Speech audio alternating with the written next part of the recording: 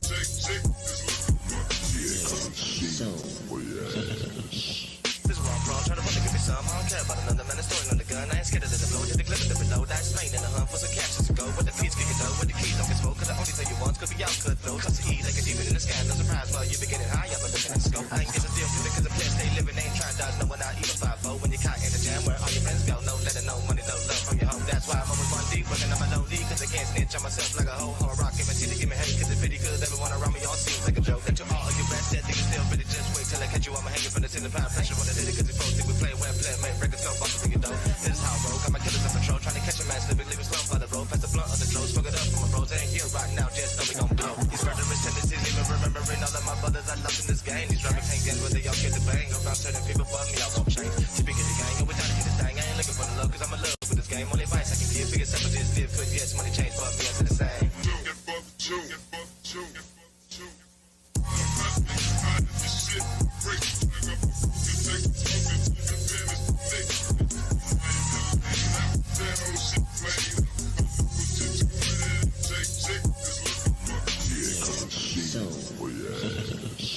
Tell me something, I already know who killed this whole play, made this sauce. Southside, leaving you a bitch if you vote. Killers out of 6 states to the west of the coast. I got coke, get it dough to this road. Better hit my line, then I meet you in the corner. Stay 10 toes, keep a gas for the trolls. Man, I take your bitch, make a whole bend over. I can't stop, I don't fuck with cows. Keep my Glock if you want that pop. This west side, I'm immortalized. If you want that dash or that 45. Take my nuts, bitch, I got it tucked. I'll stay buzzed, bitch, I got the drugs. Snuck up on, I beat it down. Now my life is the one I trust. I got no reason to lose to your pieces of shit. I'm a man, only do this for me. This shit's easy, shout out to the bitches without it, and I'll be serving your team. Smoking the stuff while I'm touching the fiend. Me and my money don't get in between. I love a Betty, I'm getting hysteria. I'm hoping the buster ain't playing with me. I know me, bitch, I need my cheese. Got 2G, but you ain't my league. Little pussy, you a hoe. Beat my jeans, yeah, I got the crease. I know me, bitch, I need my cheese. Got 2G, but you ain't my league. Little pussy, you a hoe. Beat my jeans, yeah, I got the crease.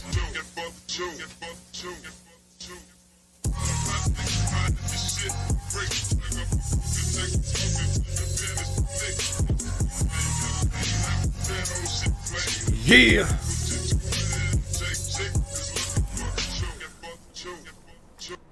What is up, pimps? It's your boy Creed. Yeah. What's up, everybody? Man, it's been a minute. I want to give a shout out to Sharon V.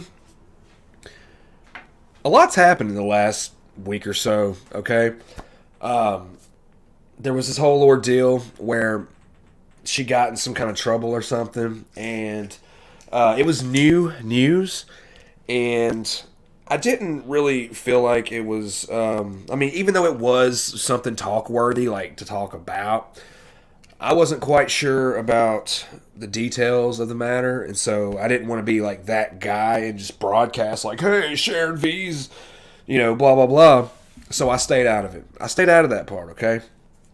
However, I did go on and hang out on her channel last night with SG, and just kicked it.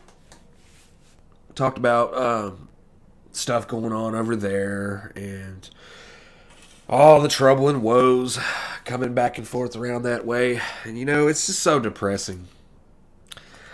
Those girls, those ladies, those women, man, everybody's just into it with each other.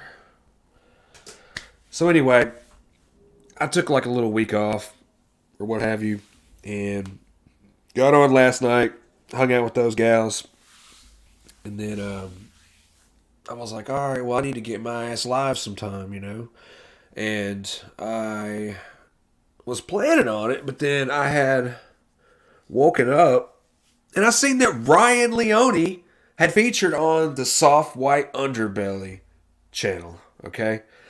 I found out about that channel back when it was in its infancy. Really good stuff. They had not that many viewers at the time. He only had like maybe a couple thousand.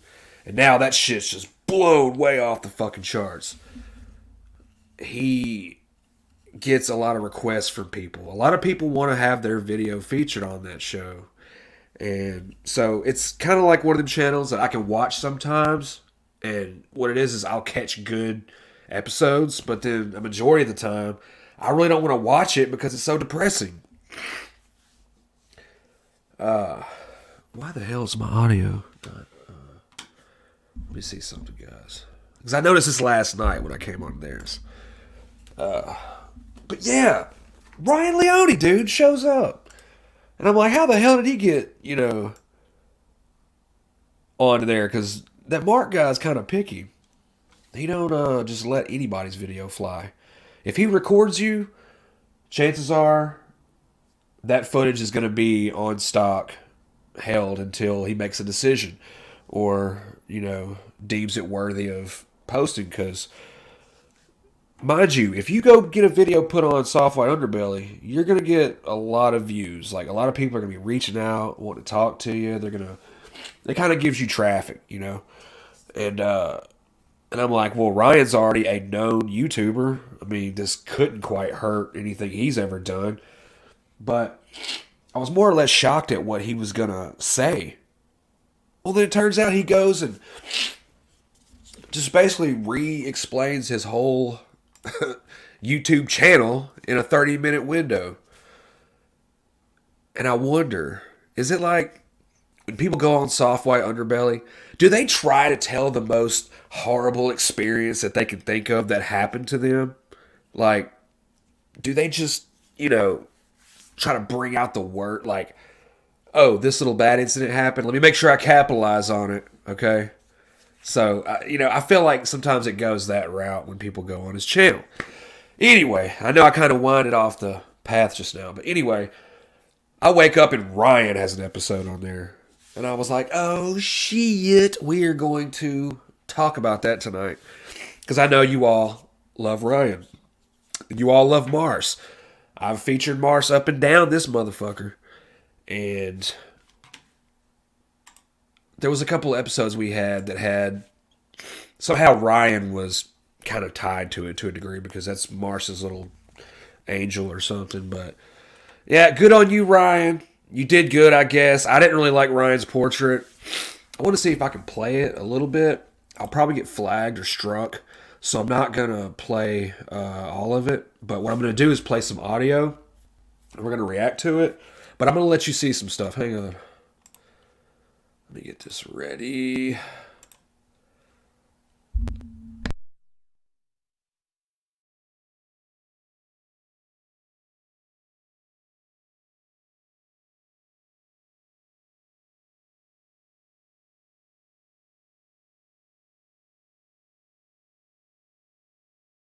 In the words of Ryan. Alright, guys. So anyway, yeah. I was more or less shocked to see that. So I was like, boom, we're going to go live and talk about it. Well, then I had this job that I've applied for some time ago. They called. They're like, hey, can you start today? I'm like, well, I gotta. So, sorry, guys. I did post a video earlier saying that I was going to go live at 7, but I definitely didn't want to not come on at all today because this was talk worthy and I needed to come back. But so yeah. I basically got off work and ran to get with you all. If anybody wants to come on and watch this with me, the link is in the comment section pinned. You're welcome to come on and kick it. If not, let's just watch this shit. But to try to avoid getting struck, I'm going to try to change it up a little because I didn't have any time to prep for this. The time that I thought I was going to have to prep, it ended up being that shit went out the window because I had to fucking go start this new job today. Pays super well. And it's like, thank God I needed this. So let's see if we can get some music on behalf of YouTube. Just something to kind of switch it up a little. Let's see, we got some rock. Anyway, how you all been doing? I don't really see nobody. I see people watching, but I don't see nobody in the chat. Does anybody want to say hey? If you don't want to, you don't have to. But yeah, Ryan, I'm like, Ryan, we've heard this whole story, but now he's going to see a handful of new viewers that only watch that channel. So good on you, Ryan. But like I'm saying, Ryan was already known before this, so I'm not sure if this was I don't know. I don't think it can hurt anything. I think it just looks kind of corny that he went on this show, because now it's starting to feel like it's taboo to get on the soft white underbelly, and you're this kind of YouTuber, like the type that has a problem with drugs and rehabs and arrests and prison time, because YouTube's full of all that shit. So, but yeah, let's pay homage to the ones that ever come by here. Let's play a little something while I get set up. Uh, just all the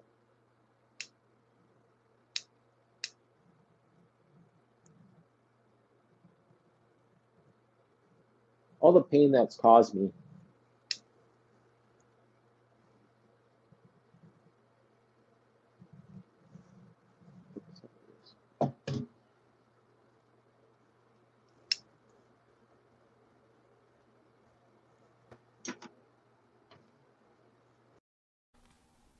God, you gotta love that guy, huh? All right. So anyway, let me get this popping. I was born in Boston, Massachusetts, and Awesome. when I was 3, I moved to Santa Barbara, California, and I'm an only child. My father owned. Look, he jumped out the gate, just had this shit ready. He doesn't stutter or stammer. He just hits it. Like I said, he spoke about all this stuff already once, but this is kind of for the people that didn't see it. So he's given like a brief run through, run down. I actually liked taking my time with his stories, but when it comes to this episode, I'm like, how is he gonna like pick a good spot in his life? And I'm like, oh no, he ends up trying to do the whole entire thing, but he actually gets more clearer in depth because he gets to explain some of his court mishaps and some of that stuff of that nature, which was actually pretty nice. That was a nice add-on. A healthcare consulting firm, and I had a relatively normal childhood. My parents found out that I had ADD when I was 5. It's pretty debilitating. Like, I learned how to read and write a lot longer than my peers. It took me a lot longer to learn how to read and write than my peers, and my parents put me on Ritalin when I was 5 and Adderall shortly there. Oh, and I will say, I did not like his portrait, man. I would have been like, can we take a couple of testers just so I can see how I look? I don't know. I'm a fucking star, man. It's got to look great. Thereafter. So I was on amphetamine salts when I was in 1st and 2nd grade. By the time I got into high school, I started experimenting with illicit narcotics, PG-13 drugs, marijuana, Look, everybody ecstasy, LSD. I got expelled from 3 high schools within the span of a month, and I spent most of my teenage years in programs for troubled adolescents. They sent me to wilderness programs. They sent me to residential treatment centers in Utah. And I had some writing published when I was a teenager, so I got into a program outside of Boston for writing. It was a writing internship program. Right away when I got out there, they would give you an $80 stipend, which was like an allowance. And I started going into the ghettos to buy heroin. I was snorting it back then, and I learned very quickly the place where I could go score it on the street. I said, what is he wearing? That is a lapel microphone. I'm just kidding. No, I've actually seen him wear this shirt in his old videos. Yeah, I'm thinking, why did he not like get dressed up? I mean, this is kind of a big deal. I would have got like a new wardrobe or something for this thing. One day I went out there, and the normal people that were selling it weren't around. There was a black guy out there that I'd never seen before. And I went up to him and asked him if he knew where I could get heroin. He had me follow him into an abandoned building. There were plywood for the windows. And when we got in there, we got to a stairwell. He asked me how much I wanted. I wanted $80 worth. His eyes were red. It looked like he was hopped up on something like crack or PCP. And he pulled out a gun, and he accused me of being a cop. He was shaking the gun at me. It's the first time a gun had ever been pointed at me. I told him I wasn't a cop, that I was basically a college student, and that I just snorted heroin. And he told me he wanted me to shoot up in front of him to prove that I wasn't a cop. I'd never shot up in my life. I had a phobia of needles at that point. And he pulled a worn and aged syringe out of his sock. Yeah. And he forced me to shoot up at gunpoint. Now, I didn't know how to do it, so he just told me to put my arm out. I looked away, and he shot me up for the first time. That was a very definitive moment for me. You know, that was a big milestone in my life. As far as, if I look back in retrospect, if I could pinpoint one moment that things started to go downhill very, very quickly, it was right when the needle was introduced. For a while, I didn't even know how to shoot up. There was no YouTube back then. You couldn't just Google how to do it. I would just stick the needle in my arm. I wouldn't even find a vein, so I had these lumps. Eventually, I learned how to do it, and I became an IV heroin addict. I got expelled from that program, and I came back to California. Abortions with different girlfriends, in and out of jail. I was homeless for a while. And I got a job brokering media for Spike TV. Yeah, you know, he kind of moved this all along fairly fast. It actually confused me because I was led to believe that all the other stuff he was telling us was kind of in chronological order, but some of this stuff here, it's kind of like he's catching it up. So I feel like he really did some shortcuts to his stories. If you remember those shows, Wildest Moments Caught on Tape, what I Yeah. would do is I would find crazy footage of like car chases or armed robberies. I would buy them non-exclusively and sell them to Spike TV. And I became an associate producer. But what happened is my drug habit started going up to a gargantuan level. No drug dealers in Santa Barbara, where I was living, could even keep up with me anymore. So I had to come down to LA to buy heroin just to sustain my habit. And I started selling drugs on a pretty major level. I was selling kilos every week. I was selling kilos of MDMA, cocaine, and eventually heroin, because the dealers that I had in Santa Barbara couldn't even keep up with me. So it got to a point where I was making about $10,000 a week from selling heroin. I would come down to East LA, and the woman that I was getting it from ended up getting caught by the feds. I didn't know that. Unbeknownst to me, she was caught in a federal case. She'd gotten caught with a kilo. And in popular culture, you see the junkie get caught and tell on the dealer. On a federal indictment, they usually have a target at the very top. So they do these big RICO or conspiracy cases. I got caught up in a conspiracy case, and she had told on about 40 people. So I had 65 co-defendants on the first indictment, I think 105 on the superseding indictment. And I came down to East LA to get my normal batch of heroin. I was getting 1 pound to 2 pounds every week. And when I met up with my connection, the Hispanic lady, she looked at me and she said, "You're gonna be okay, mijo." You're gonna be okay, Tear coming out of her eye. I knew right there and then that she set me up. Grabbed the bag, went back into the car to the girl that had brought me down there, and she was sick. She was going through heroin withdrawal at the time, and she was crying. She told me that I had to get her well. I knew that we were busted, you know, and I was trying to hurry her up, but she insisted that I shoot her up or she wasn't going to continue to drive the car. So I was giving her a shot, and she said, "Cops." And we looked, and we were completely surrounded. There's probably 40 or 50 cops surrounding the car. They had guns out. One of them kept yelling, "We're dead. We're dead. We're dead." And we didn't know what that meant. DEAD was an acronym for Drug Enforcement Agency Detective. But they kept yelling, "We're dead. We're dead." I'd never. Man, that shit's so witty, huh? Imagine being this type of law agency, and they're like sitting around the table like, "Man, we gotta think of something cool, some really good acronyms to get us through, man. We gotta show these people." Never seen that in movies or in TV shows. I had no idea why they kept yelling it. Later, I'd find out that that was the acronym for Drug Enforcement Agency Detective. And when I got out of the car, I had a needle in my hand. Yeah. You know, they're like, "Drop the needle." Got down on the ground, and they arrested me. That was the second time that I got caught with weight in East LA within a 48-hour period. The first time they let me go, second time they let me go again, I had no idea why. I'd never dealt with federal authorities before. I didn't cooperate with them. I thought that it was probably a search and seizure issue. I had just never heard of somebody getting arrested with drugs and being let go. I thought it was going to go away. Plus, I was making so much money at the time, I had this delusion that I was above the law. You know, I had $250,000 cash in my safe. I thought that if it ever came to a point where I was going to court, that I had enough money to pay my way out of it. About 4 months later, I get a phone call from a blocked number. And it says that it was a guy from the DEA, and he said, "This is so-and-so from the Drug Enforcement Agency. You've been indicted. You have two charges against you. You're facing 10 to life. You can turn yourself in, or we're going to come knock your door down." So I went and I got an attorney. This guy named Bob Sanger. He was one of Michael Jackson's attorney. Spent a lot of money retaining him. And he asked me what I want. He said, you're dealing with federal mandatory minimums. The best you're going to do is 5 years, 5 to 40 or 10 to life. I'm going to try to get you down to the 5 to 40 bracket.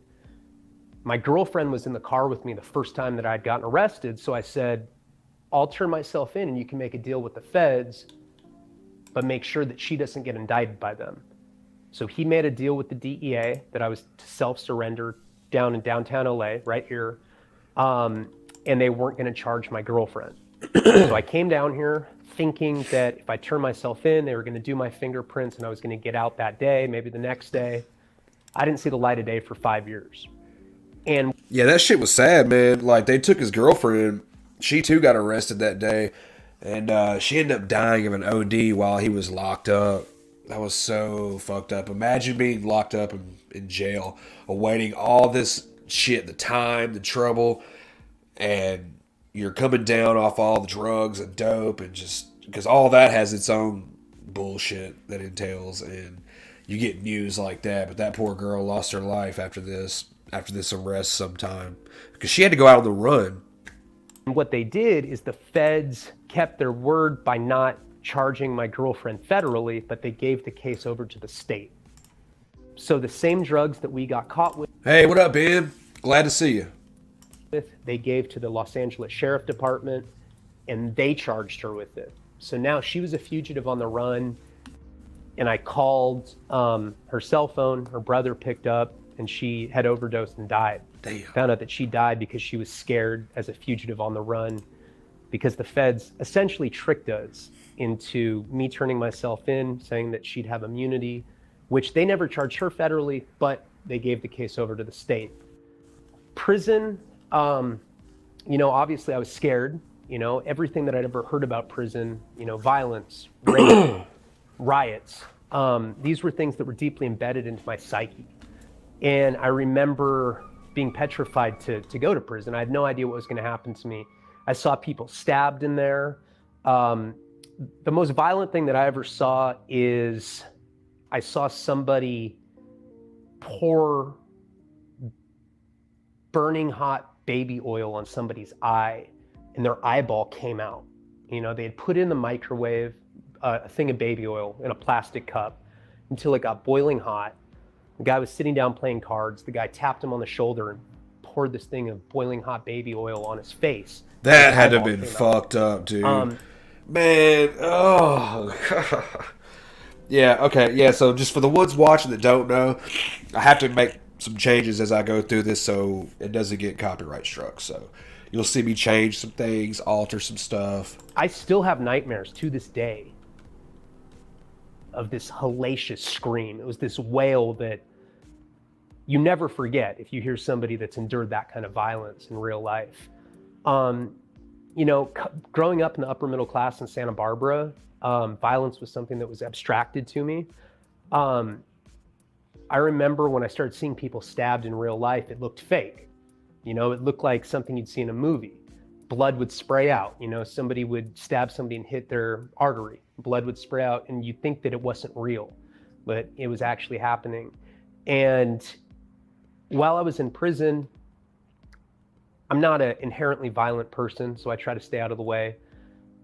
I decided that before I'd gotten into drugs and gotten into trouble, I was going to be a writer.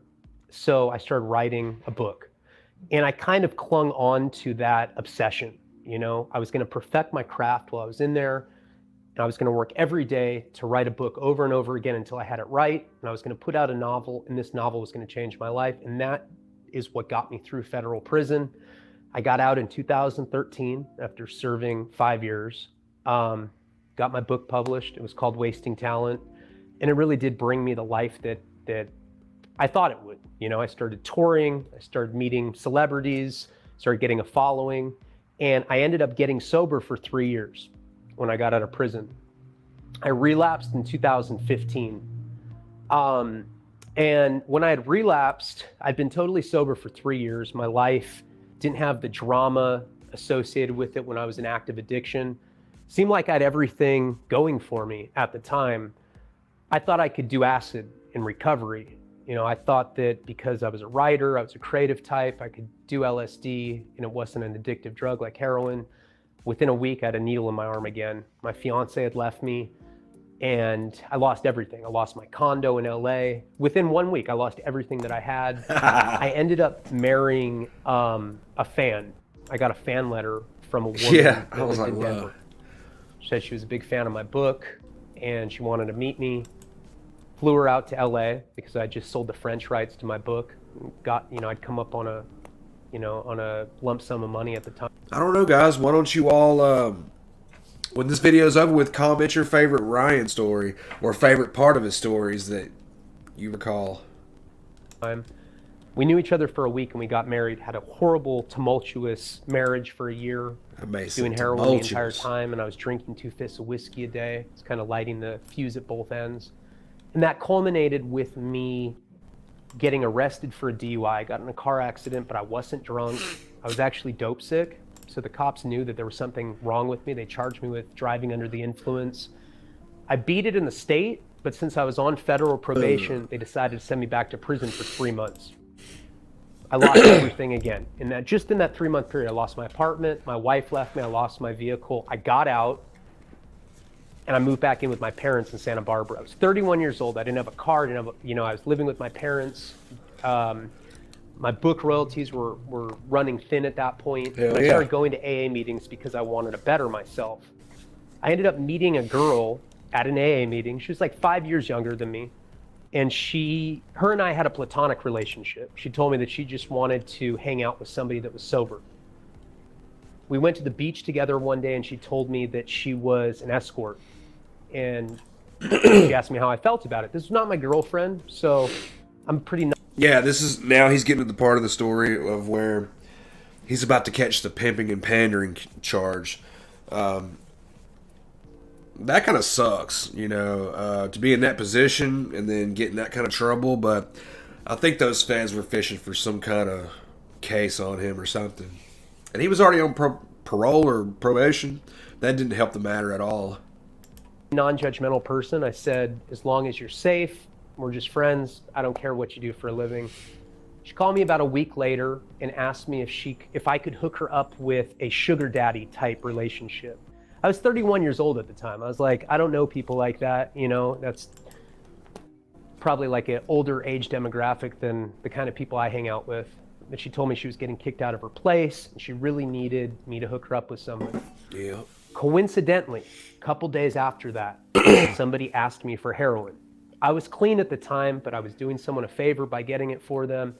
I went and I met up with my heroin dealer. He asked me if I knew any escorts. He said that he drove Uber, and one of his main clients was this guy that was in an unhappy marriage, and he wanted kind of a sugar daddy type situation with an escort. I told the girl about it because she had been getting raped, beaten on back pages. She wanted a safe arrangement. Told her about it. She asked me if I could introduce her to this guy. The drug dealer gave the guy my phone number. He called me. I set it up for her. I wasn't making any money off of it. I was just trying to put her in a better situation. And she asked me to go with her to the motel. Turned out that we got set up. There were 6 cops there, 6 sheriffs. They had shotguns in our face. The drug dealer had set us up. And they asked the girl what my role was in this situation. And she said, oh, that's my friend Ryan. He just got out of prison. I'm trying I said, he's a pimp. to make him money, which wasn't true. I don't know why she told them that, but because of that statement, I got charged with pimping and pandering. Now, I was on federal probation already. Look at the hand for motions. the conspiracy case. He's It swatting them turned out flies. that the girl that I was buying heroin from back when I caught my original Fed case was connected to a drug cartel called the Mendoza Clan. Because it was such a high-profile cartel case, I'm gonna look they kept that me on up. supervised probation for 4 years. So I was still on supervised probation for 4 years when I caught the pimping and pandering case, and they were putting a lot of pressure on me to take a conviction. A week after I just imagine Homeboy's arms just keep going and going and going until he just falls off the fucking stool and hits the ground. I caught that case, I sold the film rights to my book. A couple days after that, my current partner, who I've been with 5 years, I got pregnant. So I was out on bail, just got a film deal for my book, and my girlfriend was pregnant, and it was almost unequivocally certain that I was going to miss the birth of my first kid. My friend had written the screenplay for Fight Club, for David Fincher's Fight Club, and he told me that he really liked my life story, the chaos of it, the mayhem. He thought it would make a good documentary. So then a documentary about my life went into production. So all of these things happened at the same time. It was this confluence of a lot of really positive and a lot of really negative things. And I just had a complete mental breakdown. You know, I stopped sleeping. I'd stay up for 10 days at a time. I went into the psychosis. And eventually, I started acting so erratically. I was calling the FBI, telling them that my parole officer was trying to kill me because I honestly thought that. I got so paranoid that the feds were after me that I started having these like really public freakouts. My PO didn't know what to do, and he issued a warrant for my arrest just to try to keep me safe because they thought that I was a danger to myself or the community. And I went back to prison. I served 16 months, missed the birth of my first son. I got out 16 months later, and that last term was the worst term that I've been in. I got in 9 riots in the course of 16 months. I got 8 stitches, 3 broken ribs. It was a nightmarish term. But the worst part of that was missing the birth of my son. You know, I'd much rather endure physical pain than have to miss the birth of another kid. That literally felt like it was tearing me apart from the inside. And when I got out, I had nothing left. I don't, even though Soft White Underbelly, they do a good job, you know, when he does it, I don't think that he really needed to go on this channel. I think his channel is bigger than this one to a degree. Like, he has spent years building his channel into where he's at now. So I'm just really curious, like, who offered who to come on? Was it him asking, or did Mark come to him and propose it? Because, I mean, like I said, the Mark guy doesn't really just, you know, try to put people on. Like, I wonder if Mark knew that he already had a channel and stuff anyway. Like, what would the benefit be for Mark? The documentary had been put on hold. My book sales were down. I got out and I tried to start, you know, working conventional jobs. I went and I was working as a telemarketer. I was on welfare. It was to the point where the only way I could support my family was I was going to churches to go to food banks so I could get canned goods just to be able to feed my 1-year-old and my fiance. At the end, I was working at this telemarketing place, and my manager was probably like 4 years older than me. So I'm like 33 at this point, and he yelled at me because I didn't ask permission to smoke a cigarette. And I looked at him, and I just couldn't be talked to that way. I valued myself more than that. And I quit. I walked out what there, do you mean? And I remember I called my fiance and told her that I quit. I said, you know, I have a higher purpose in life than this. My fiance is like, we're counting on that. We're paycheck to paycheck. In fact, we're in a deficit below that. You know, we have to have those paychecks just to keep the electricity on and to feed our kids. And I said, I just have a feeling everything's going to be okay. 10 minutes later, 2 things happened to me. The first is I got a phone call from one of my friends, and he said that someone wanted to meet me. It was a very high profile person. Gave me a lot of confidence, knowing, you know, the person presented is like an A-list actor, and this guy presented himself as a fan of my work. And the second thing was I got asked to be on a podcast.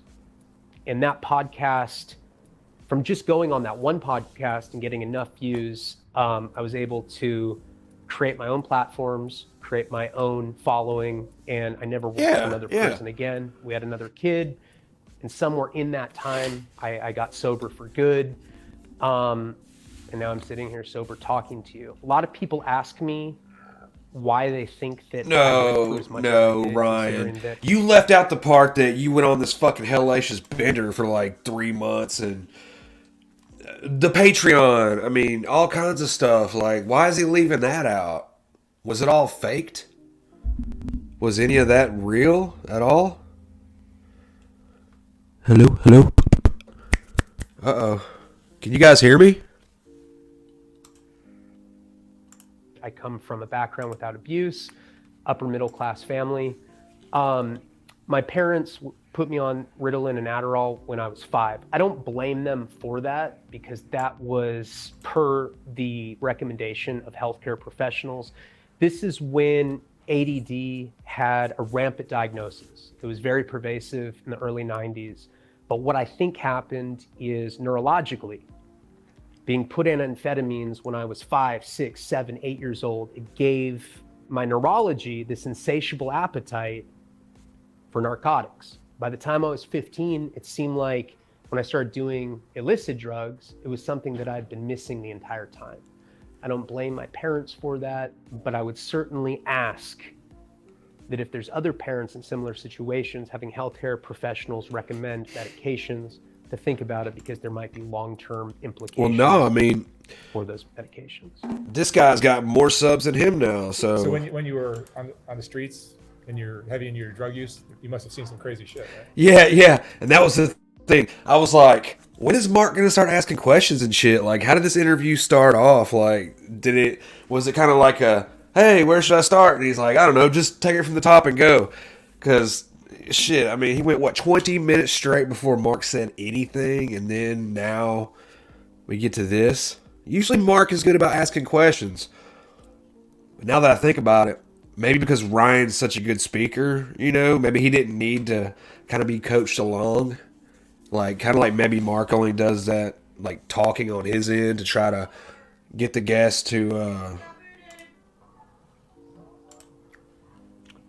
Yeah, when I was 19, I had been kicked out of my Yep, sure did.